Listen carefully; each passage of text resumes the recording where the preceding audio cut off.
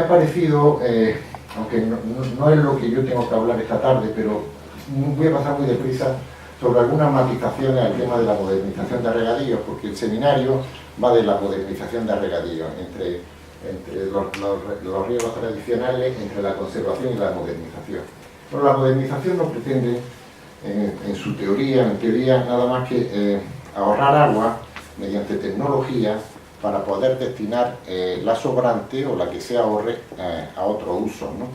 De tal forma que en sitios donde el agua sobre, en principio la modernización no sería necesaria, porque yo entiendo que regar y que el agua evapore, pues no es ningún pecado, no pasa nada, al medio ambiente le viene estupendamente ese sistema, ¿no? Es más, cuando aplicamos modernización estamos aplicando normalmente energía y estamos utilizando materias primas y estamos, digamos, restando o haciendo un input al medio ambiente, ¿no? En principio, por tanto, la modernización parece interesante en sitios donde haya escasez de agua y problemas de agua. Bueno, paso muy deprisa porque este no es el tema, pero para el debate que se pueda generar mañana o el jueves, la modernización de regadío depende mucho del tipo de terreno. Si los terrenos que tenemos son terrenos permeables, digamos, la modernización es menos perentoria porque parte del agua que uno podría pensar que se pierde, no se pierde porque se está infiltrando y la estamos teniendo perfectamente guardada a salvo en un acuífero para usos posteriores. Sin embargo, si el terreno sobre el que se está haciendo el cultivo es absolutamente impermeable, evidentemente la modernización tiene algún sentido, o tiene más sentido que en estos terrenos, ¿no? Terrenos absolutamente arcillosos, pues evidentemente el agua que uno aplique, la que no consume la planta, se evapora totalmente, pero no se nos infiltra nada, luego no tenemos ningún retorno de ese agua que en principio podría sobrar. Esto es lo que no se debe de hacer. He traído un ejemplo de cosas que no se deben de hacer. Por ejemplo, un cultivo de trigo, que en principio es un cultivo muy poco rentable, subvencionado, que se está regando por inundación en un terreno que además no es un acuífero. Pues ahí evidentemente, como alguien ha dicho alguna vez, se le está dando de beber al sol y bueno, si sobra agua, pues oye, si sobra agua no hay ningún problema, pero el problema es que no sobre, ¿no? La modernización de regadío tiene bastantes problemas dependiendo del tipo de agua, por eso he puesto modernización versus tipos de agua, ¿no? En aguas residuales va muy mal, y nosotros tenemos muchos ríos con aguas residuales, ¿no? Casi todos nuestros ríos en un porcentaje variable, y en épocas muy diferentes unas de otras, pues tenemos más o menos carga, y esto a los sistemas de riego localizados va francamente mal. Hay que hacer unos pretratamientos, los tratamientos son muy caros, consumen energía, en fin, encarecen mucho, ¿no? Sistemas eutrofizados, canales, sitios abiertos, lagunas que se eutrofizan porque tienen carga orgánica, pero también le va muy mal el riego localizado, o aguas de tormenta, aguas turbias, sistemas que tienen mucha erosión. Sin embargo, los sistemas de riego, de modernización, le va muy bien al agua subterránea, agua de pozo, agua filtrada, agua limpia, agua perfecta, que para ese uso va estupendo. Otra matización, consideración o reflexión es que la modernización de regadíos dependerá mucho de la rentabilidad y del tipo de cultivo. Hay cultivos que a nadie se le puede ocurrir hacer un regadío tradicional de surco o de inundación, como podría ser el olivo, aunque se hace en algunos sitios, y a este le va mucho mejor en aquellas plantaciones nuevas, en aquellos sitios donde se puede hacer porque tengamos disposición de agua, pues le va mucho mejor un riego localizado, ¿no? Igual que a la fresa. Sin embargo, a la huerta tradicional, al pepino, al pimiento, a tantas cosas, pues le va mucho mejor un riego azul que un riego tradicional, entre otras cosas porque se producen en las huertas tradicionales, en la huerta histórica, donde es más difícil este recurso. La modernización de regadío, como he dicho al principio, va a depender mucho de la abundancia del agua. Aquí tenemos una imagen aérea del río Nilo y de su magnífica vega, un río espléndido, magnífico, agua de sobra. A nadie se le ocurriría en esta magnífica vega hacer un riego localizado, no tiene ningún sentido, si es que hay agua de sobra. En cierta manera es algo parecido a lo que le pasa a la vega de Granada o a lo que tradicionalmente le ha pasado a la vega de Granada. Ha tenido agua generosa, mucha, y a nadie se le ocurre ponerse cadena y echarse un coste encima haciendo una modernización, o por lo menos obligando a hacerla, porque la modernización evidentemente es libre, ¿sí? en una actividad privada, pues que quiera que se modernice, quiero que no, pero en principio parece no muy necesario en este caso. Sin embargo, en este otro caso, que ayer también salió, el campo de Dalía, o sobre todo toda la zona costera, donde normalmente hay escasez de recursos, donde el recurso es pequeño, sin embargo, lo que nos sobra ahí es buen clima y posibilidades, donde ahí evidentemente hay que ir a un riego, a una modernización. No se puede generar ahí un regadío que sea tradicional, ese regadío tiene que ser absolutamente moderno y con las técnicas de ahorro que eso conlleva, ¿no? Evidentemente la modernización del regadío también va a depender del tipo de paisaje, ¿no? Hay paisajes, como ya se hablaba, paisajes culturales, paisajes como la Alpujarra que se traía, ¿no? Es que como la Alpujarra no hay muchos, ¿no? En fin, uno puede perder la perspectiva y creerse que toda Andalucía es así, ¿no? Desgraciadamente no, hay pocos paisajes de este tipo, pero en fin, la Alpujarra es un sistema histórico de un paisaje que lo ha generado a mano del hombre, lo ha generado la agricultura, y este sistema de paratas, pues y la modernización es prácticamente inviable, sería disparatada. Seguramente es un caso prototipo de excepción donde la modernización no se debe de hacer nunca. Sin embargo, en este tipo de paisaje, un mar de olivos, pues es un paisaje donde la modernización puede ser perfecta y nadie le molesta y no tendría sentido. El paisaje tiene menos valor, es menos variado, etc., ¿no?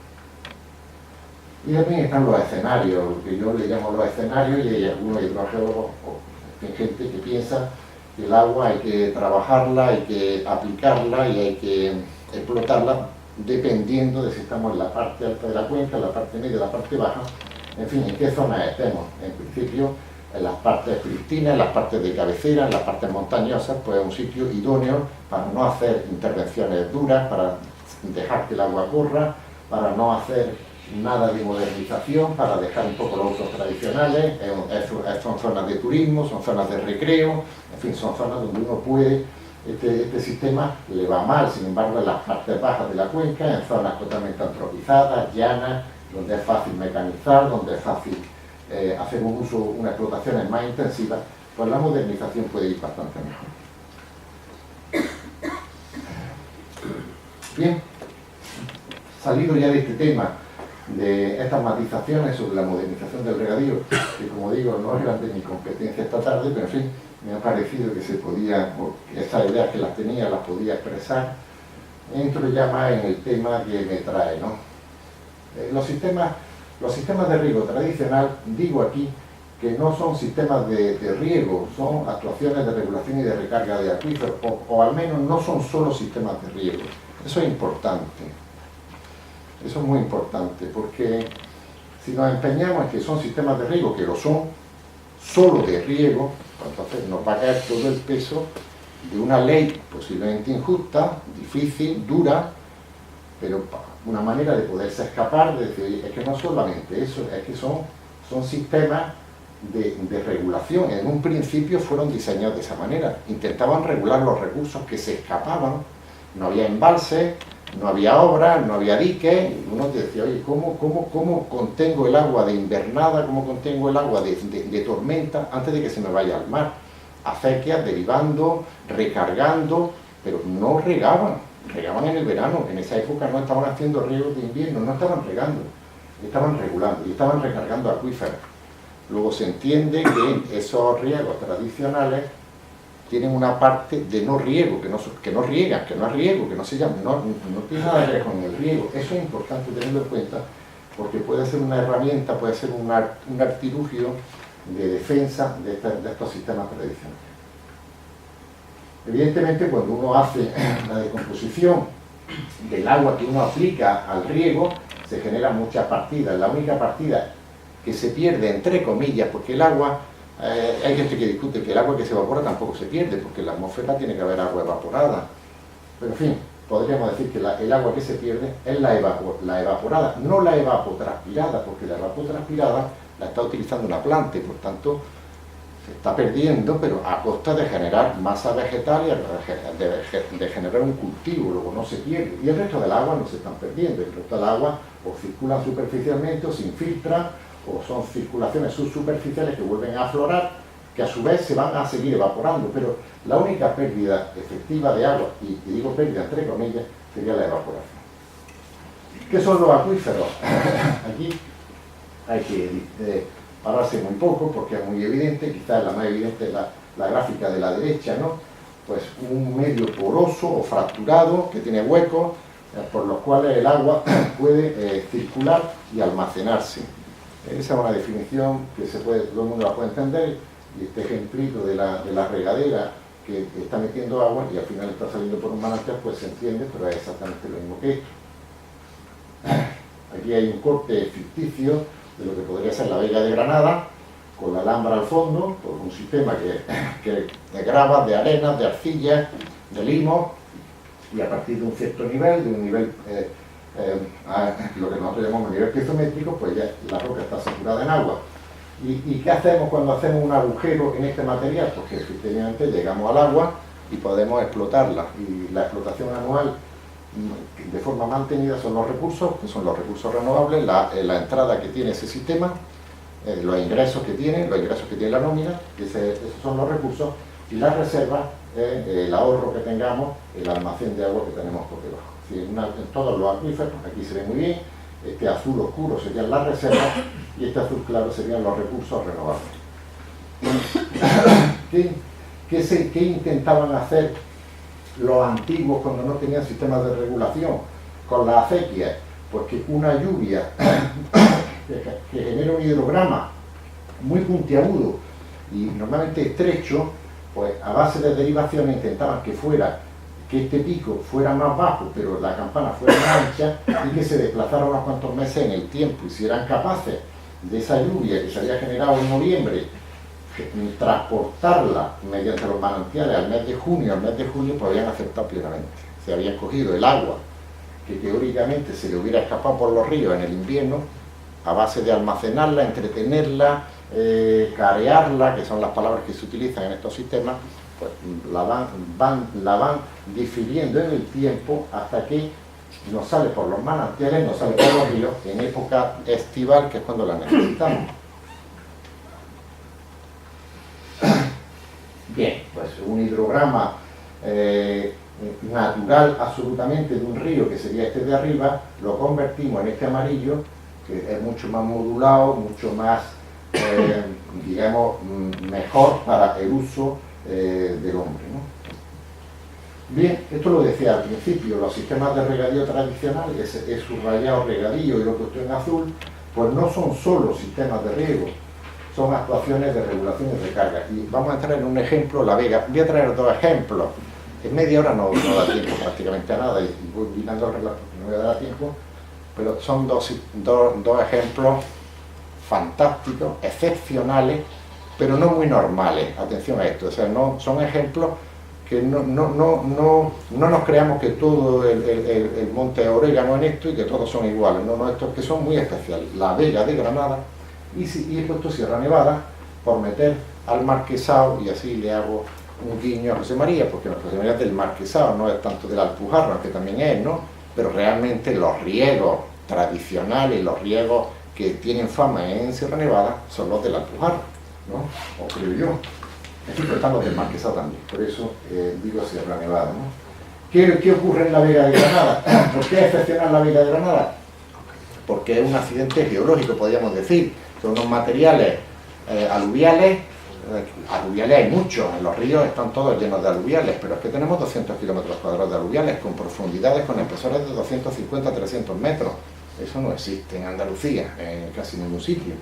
Por eso decimos que este acuífero, esta vega, pues de las vegas más importantes que tenemos en España, ¿no? Son pocas, ¿no? ¿Qué tiene? Pues que es una zona deprimida, que tiene un montón de ríos que la rodean y que acuden a ella, ¿no?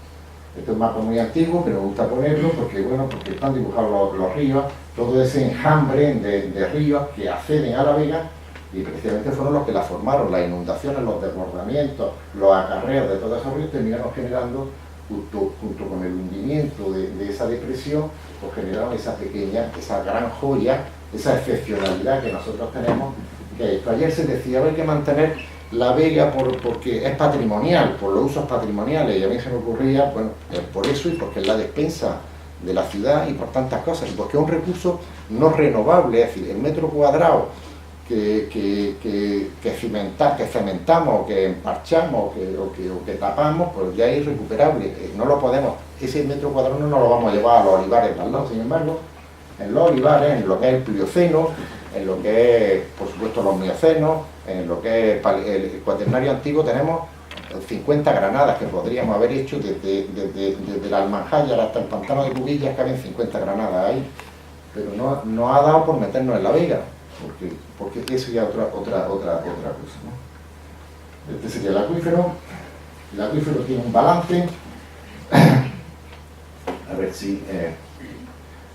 bien, y lo importante de este balance es que 150 hectómetros cúbicos, que serían los recursos renovables, de ellos 116, el 75% procede de recarga de agua desde ríos y desde acequias y desde riego, desde esas tres cosas: río, acequia y riego, el 75%. Luego, evidentemente, este acuífero, que es muy poderoso, es muy cuantioso en recursos, vive del regadío, vamos a llamarle así para entendernos, del regadío de los ríos, pero del regadío. De hecho, los recursos prestados son de 20 litros segundo kilómetro cuadrado, es decir, que por cada kilómetro cuadrado de acuífero recibimos 20 litros por segundo que son, o que se le han infiltrado los ríos, que se le han perdido a la acequia, o que son retornos de riego, ¿vale?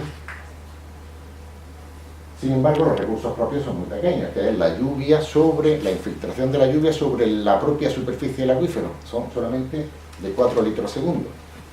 ¿Qué quiere decir esto? Que si cementáramos los ríos y si dejáramos el riego absolutamente localizado, sin ningún retorno, nos quedaríamos con esto y perderíamos todo esto. Es decir, el acuífero se quedaría listo, se moriría. Morirse el acuífero pues tiene una trascendencia enorme. Perderíamos todos los recursos renovables, agua de buena calidad, subsidencias, que ayer se hablaban, los pozos que existen en la vega no tendrían sentido, en fin, tantas cosas, ¿no? Es un equilibrio perfecto, además, la vega, porque en la vega tenemos aquí el río lleva agua, cuando llega a Pinillo, el agua se deriva ahí para el abastecimiento, lo que sea, para riego también, el río deja de llevar agua. Aquí había una salida en Santa Fe antigua que han desaparecido, pero cuando llegamos a Fuente Vaquero, el río vuelve a salir.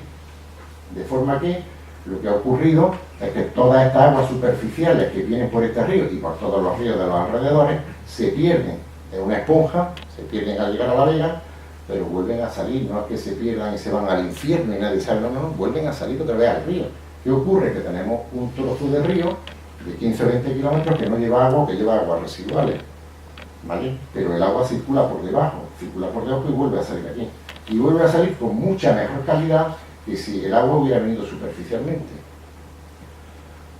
Bueno, estos son los ríos románticos, los ríos históricos, los ríos que Granada tenía. Bueno, esta es una imagen fantástica, ¿no? Que era el río Darro por Puerta Real, ¿no?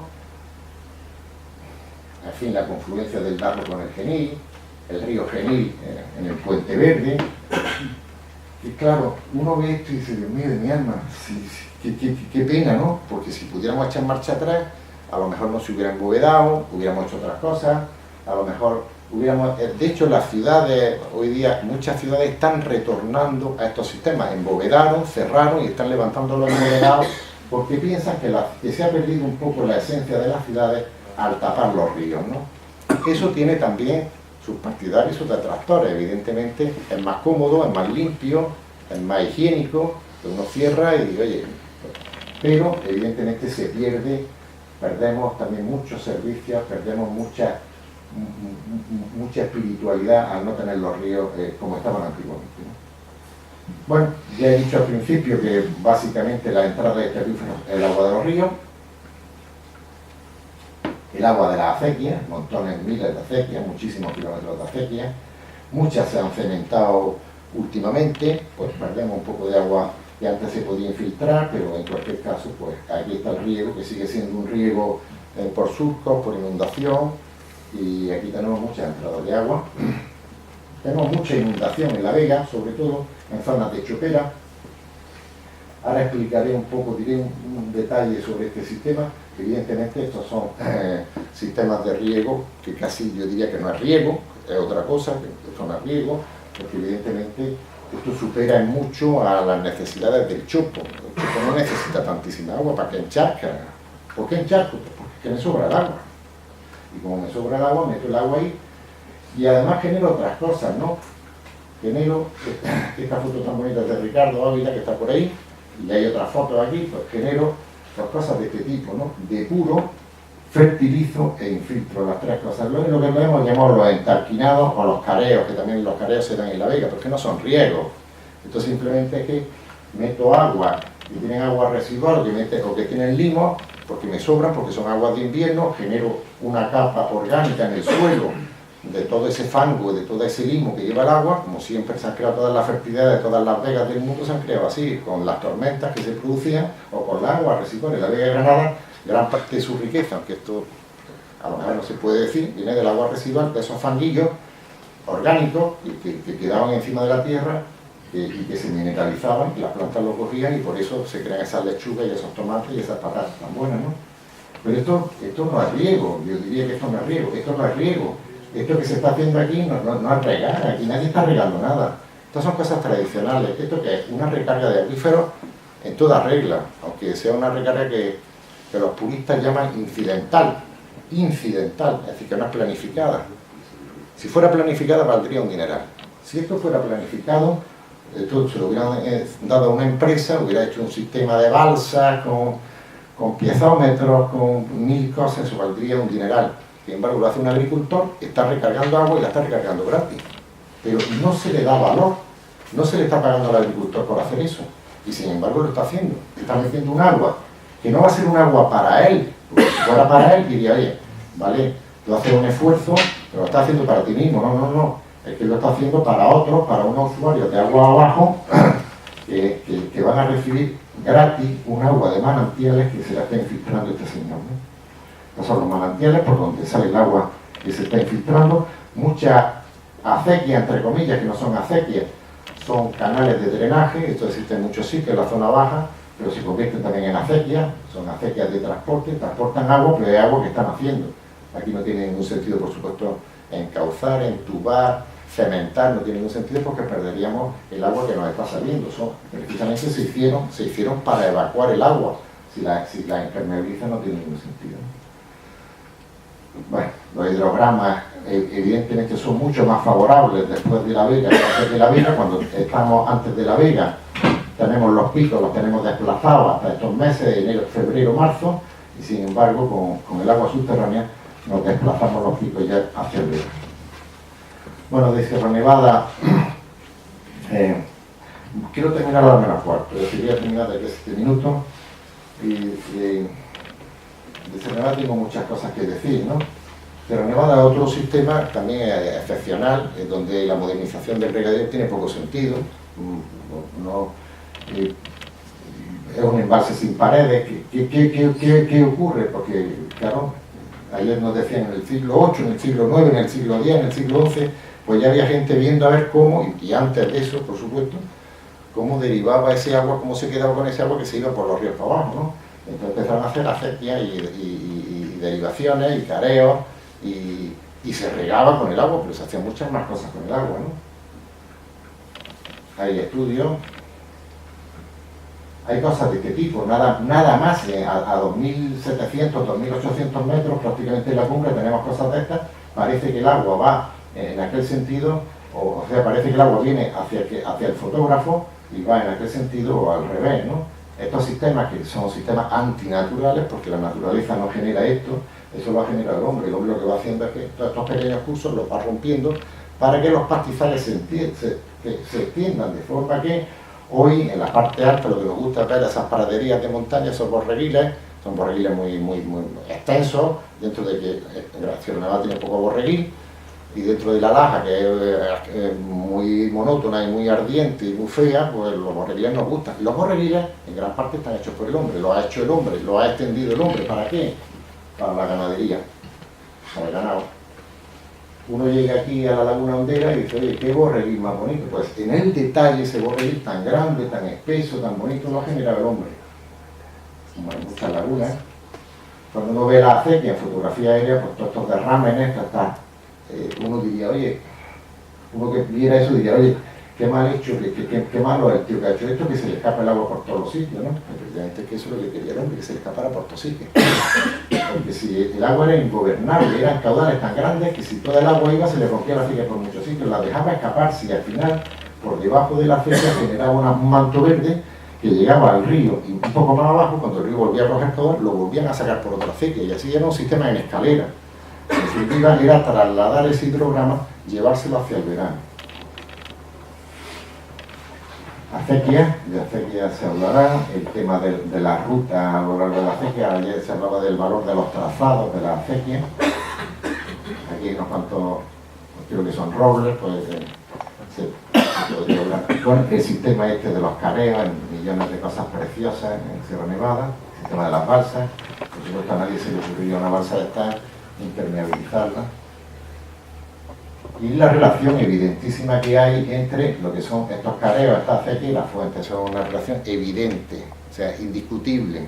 Cuando se cementa una acequia, cuando se deja de cargar la acequia, se seca la fuente. Eso no hay. Hay algunas que no se secan porque tienen flujos más profundos, porque el agua viene de otro sitio, pero muchas se secan y muchas disminuyen de caudal.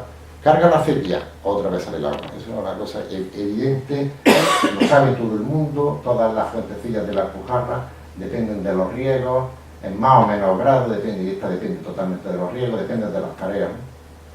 Bien, me han quedado 4 minutos para el final. Esta diapositiva es la primera vez que la fabrico, nunca la había fabricado, pero ya me la habían dicho muchas veces, ¿no?